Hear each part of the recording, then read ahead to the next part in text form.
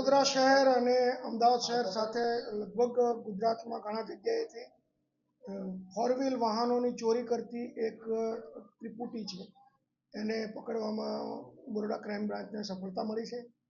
એમાં બે ભાઈઓ છે, જેમાં એકનું નામ છે હરેશભાઈ દુલાભાઈ માણિયા અને એના બીજા નાના ભાઈ છે અરવિંદભાઈ દુલાભાઈ માણિયા અને ત્રીજા છે તાહિર અનવર હુસેન ત્રિવેદી. આ ત્રણ ઈસમોને અમે પકડી પાડ્યા છે. એની પાસેથી અમને ટોટલ 7 લાખનો મુદ્દામાલ મળ્યો છે, 2 ફોર વ્હીલ વાહન, મોબાઈલ, રોકડ રકમ મળીને. અને રાવપુરા પોલીસ સ્ટેશનના 2 ગુના અને કારેલીબાગનો 1 ગુનો, જે ઇકો વાહન ચોરીના ગુના છે એ આમાં ડિટેક્ટ થયા છે. એ લોકોની એમો એવી છે કે ખાસ કરીને બપોરના સમયમાં અને મળે તો ઇકો ગાડી ચોરવાની જ આ લોકો એક ટેવ ધરાવે છે.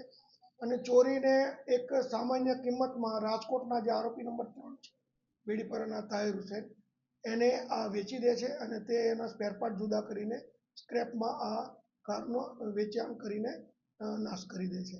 આ પ્રકારની એની ગુનો કરવાની એમો છે.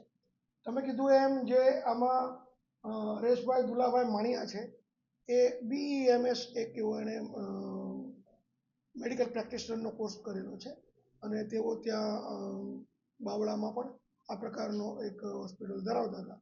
કોઈ કારણોસર એ ધંધો નહીં ચાલતા આ પ્રકારના ગુનામાં એ અગાઉ પણ પકડાયેલા છે.